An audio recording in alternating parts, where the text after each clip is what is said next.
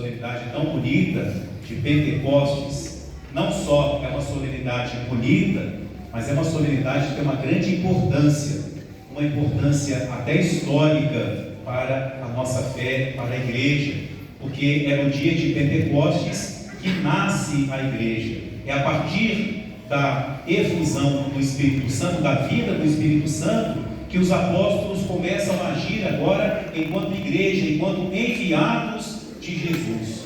Mas essa festa não é só importante por essa questão histórica, ela é importante porque Pentecostes é um evento que começou e nunca vai parar. O que aconteceu no dia de Pentecostes aconteceu durante toda a história da igreja e acontece até hoje e vai perdurar até o final dos tempos. Por isso que na missa de Pentecostes nós acabamos de rezar assim: Senhor, realizai agora no coração daqueles que creem as maravilhas que operastes no início da pregação do Evangelho. Então, o que nós pedimos hoje para nós, e por isso começamos com a oração pedindo os 7 dons do Espírito Santo, o que nós pedimos hoje para nós ao celebrar Pentecostes é que Deus nos conceda pelo Espírito Santo os mesmos dons que Ele concedeu no primeiro Pentecostes, no início, vamos dizer assim, de Pentecostes. E o que foi que o Espírito Santo concedeu? O que é que o Espírito Santo fez no coração dos apóstolos e dos discípulos naquele momento, para que nós então possamos pedir isso para nós? O que Ele fez fica simbolizado através de alguns sinais de que o Espírito Santo se serviu para se manifestar no dia de Pentecostes. Foram 3 manifestações do Espírito Santo, claro, manifestações simbólicas daquilo que ele estava realizando. A primeira manifestação foi um tremor, uma espécie de um terremoto. O que faz um terremoto? Agora não vamos pensar do lado catastrófico, não, né? O terremoto faz o chão tremer, faz a casa tremer. O terremoto é capaz de abalar até estruturas muito sólidas. É isso que o Espírito Santo veio fazer no dia de Pentecostes: abalar as estruturas humanas, abalar aquilo que humanamente nós achamos que é consistente, né? Como cantamos na sequência: sem o vosso auxílio nada o homem pode, nada podemos. E o Espírito Santo, ao fazer a casa tremer, o cenáculo tremer e provocar aquele tremor, ele vem abalar as nossas estruturas para transformarmos. Mas 2 manifestações que se mostram mais e que falam mais a nós é o vento e o fogo. O Espírito Santo se manifestou primeiramente sob a forma do vento. Alguém aqui já viu o vento? Já viram? Não, a gente não vê o vento. Agora, se eu falasse assim: não, gente, o vento não existe não, a gente não vê o vento, a gente vê o quê? O efeito. O vento tem essa característica: por um lado ele é invisível, mas por outro lado ele é eficaz, ele é forte, ele age, ele realiza. O Espírito Santo, por isso mesmo, escolheu agir sob a forma do vento. Nós não vemos o Espírito Santo. A gente gostaria tanto de ver, não é? Ver o Pai, ver diretamente o Filho, ver o Espírito Santo, e não vemos. E por isso, eu vou falar que ele não existe. É mais fácil negar o efeito do vento material do que negar o efeito do Espírito Santo nas almas. Olha a história da igreja: quantos santos, quantos mártires, doutores, famílias transformadas, pessoas transformadas, histórias que humanamente falando seriam impossíveis. E por que essas pessoas mudaram tanto? O vento do Espírito Santo, um vento invisível, mas forte, que age. Podemos pensar agora num barco aí no mar, não um barco a motor, mas um barco que tem a sua vela e que é tocada, impulsionada pelo vento. O vento pode levar longe esse barco, se ele estiver com a vela preparada para acolher esse vento. Nós devemos pedir ao Espírito Santo que nós tenhamos essa docilidade de um barco à vela, mas ao mesmo tempo que nós tenhamos a leveza de uma peninha. Já viram aquela pena pequenininha? Ou de um passarinho, de uma ave pequena? Basta um ventinho e ela sai voando, pairando, levada pelo vento, porque ela é leve, ela não coloca resistência ao poder, à ação do vento. O Espírito Santo quer agir em nós, mas ele espera de nós essa docilidade, essa leveza. Mas o vento não é só para tocar o barco. O vento não é só para fazer a peninha flutuar. Quando numa árvore o vento sopra, o que acontece? As folhas secas caem, os galhos podres quebram, os frutos estragados caem da árvore. Ou seja, o vento do Espírito Santo é um vento transformador, é um vento purificador.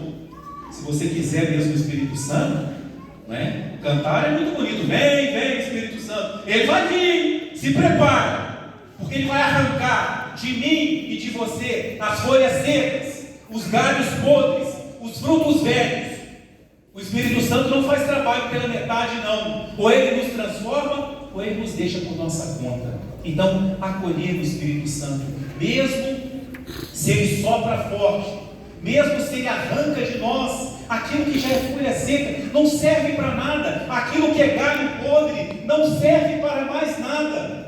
A gente vai juntando coisas. Tem pessoas que materialmente são, como se chama, acumuladoras, mas também no campo espiritual há pessoas acumuladoras, há pessoas que se deixam prender por apegos, por vícios, por maus costumes, guardam tudo no coração, vão guardando tudo, ressentimento, mágoa, vingança, guarda tudo, e depois fala, vem Espírito Santo, ele vai soprar, e ele vai arrancar de você todos esses vícios, esses ressentimentos. Se você abrir o coração, ele vai realizar em você uma transformação. O vento que purifica, que arranca aquilo que não serve mais. Não é? Quanta tranqueira no nosso coração, quanta coisa que não serve para nada, que nos retém, que nos prende. E o Espírito Santo quer nos ver livres, quer o nosso coração livre. Terceira manifestação do Espírito Santo, ainda mais bonita, é só olhar ali para a imagem de Nossa Senhora, né? E ali o Espírito Santo, como é bonito o simbolismo do fogo. Que coisa bela Deus fez ao criar o fogo, né? Ao criar a luz. Primeira coisa que a luz faz, a luz ilumina. Vocês perceberam alguma coisa diferente na hoje do santuário? Está escuro. Será que o padre vai deixar assim? Não vai deixar, vai esperar. Né? É porque a gente já tirou a iluminação antiga, então está escura até colocar nova. Mas estão vendo a falta que a luz faz? A luz faz falta. Porque a luz, primeira finalidade do fogo, agora enquanto luz, é iluminar. Do jeito que está aqui o santuário, se a gente nem limpar muito, ninguém nem vai perceber tanto. Por quê? Não tem muita luz. Agora acende mais a luz. Tira aí dos vitrais essas monas que colocaram aí para não respingar a tinta. Coloca aqui o holofote. E olha aquela poeira. Olha a teia de aranha. Olha aquela tinta ali mal feita. A gente começa a ver as imperfeições. Mas também, se o lugar está bonito, nossa, como está bonito! E por que eu vejo? Porque tem luz. O Espírito Santo faz isso. Ele mostra, ele ilumina a nossa vida, o nosso coração, e mostra o que Deus faz em nós. Mostra as maravilhas que Deus realiza na nossa história. Ele mostra, é bom reconhecer também aquilo que Deus faz de bom, para a gente agradecer, para a gente não desanimar. Então é luz que ilumina, que mostra. Mas essa luz não mostra só o que é bom. O Espírito Santo nos ilumina e mostra também em nós aquilo que precisa ser mudado. Por isso que às vezes a pessoa começa, por exemplo, a ter uma vida de mais oração, começa a participar mais da igreja, faz, por exemplo, da missa um compromisso inegociável, não é? Começa a ter uma participação maior, ter os seus momentos de oração e começa a ter aquela impressão, e às vezes falar com o padre, eu comecei a rezar mais, parece que eu piorei, eu tenho visto tanta coisa ruim na minha vida, tanta coisa errada, e cada vez eu me sinto mais pecador. Será que eu estou andando para trás? Não! É porque agora existe luz na sua vida. Essas situações provavelmente já estavam aí, mas estava faltando luz. Você tinha fé sim, mas aquela fé mais ou menos, né? Você rezava sim, mas talvez não com essa convicção. Você começou a acender mais luz na sua vida. Você começou a abrir as portas do seu coração, como a gente canta, e a luz do céu entrou. E aí você começa a ver mais. E mais, por você olhar mais para Deus, Deus se torna a sua referência. Ele que é santo. E aí quando você olha para você vê esse contraste. Então fique tranquilo. Isso é um caminho. É o Espírito Santo dizendo que quer te transformar. O Espírito Santo não mostra os nossos defeitos, as nossas imperfeições para nos humilhar, para fazer nos desanimar. Não, Ele mostra como um caminho de purificação. Ele apresenta para nós e diz para nós: você quer arrancar isso de você? Eu tenho um vento forte para isso. Você quer ser purificado? Eu tenho um fogo que purifica tudo. E essa, queridos irmãos e irmãs, é outra propriedade do fogo. Propriedade muito difícil da gente aguentar, mas muito necessária se nós queremos que o Espírito Santo nos transforme. O fogo purifica. O fogo tem uma capacidade impressionante. O fogo pega uma rocha e faz dela, parece até um licor, né? Já viram a lava do vulcão? O que é aquilo? É pedra derretida, né? Tão bonito de se ver, mas a força que o fogo tem. O fogo derrete a pedra. Será que o nosso coração é mais duro que uma pedra? Não é, não. Então o Espírito Santo vai transformar esse coração. O fogo que purifica. Mas esse trabalho de purificação, sim, os autores espirituais ensinam para a gente. É um trabalho doloroso. Se você não quer passar por esse sofrimento, para pelo meio do caminho. Mas se você quiser ser uma pessoa de Deus, uma pessoa habitada pelo Espírito Santo, aguenta, filho, que o Espírito Santo vai realizar isso em você. Um exemplo para a gente entender o que o fogo faz, é muito interessante, certamente todo mundo já viu, é um fogão. Uma coisa bonita, fogão a lenha, né? Até busca, né? Fogão de lenha. Ah, que bonito, tão poético almoçar no fogão de lenha. Lindo, não é? Você já levantou de manhã para buscar lenha no mato? Nunca você vai querer ter um fogão a gás na sua casa rapidinho. Você já teve que acender, agora estou falando da minha história, eu já tive que fazer isso, lá que eu morava lá em Valsaio, né? Levantar de manhã para acender fogo e a lenha estava verde. Mas às vezes não pegava a lenha, não botava no lugar protegido, a lenha estava molhada. Aí você coloca a lenha verde no fogo. O que acontece? Não acontece nada? Não acontece. O fogo não brinca em serviço, mas é um processo. Quem já acendeu o fogão de lenha sabe como é que é ser a lenha verde. Começa a lenha a dar uns tiros. Pá! O que é isso, gente? Não! É uma reação da lenha verde. Ela reage, parece que ela grita. Dali a pouco, ela começa a chorar. Começa a sair uma espuma da lenha. O que é aquilo? É a umidade. A lenha verde. Mas o fogo fica ali, queimando. Ele fica ali. Ele joga para fora aquela água, aquela lágrima. Daqui a pouco começa uma fumaça insuportável. Dá vontade de sair de dentro de casa, né? Uma fumaça insuportável.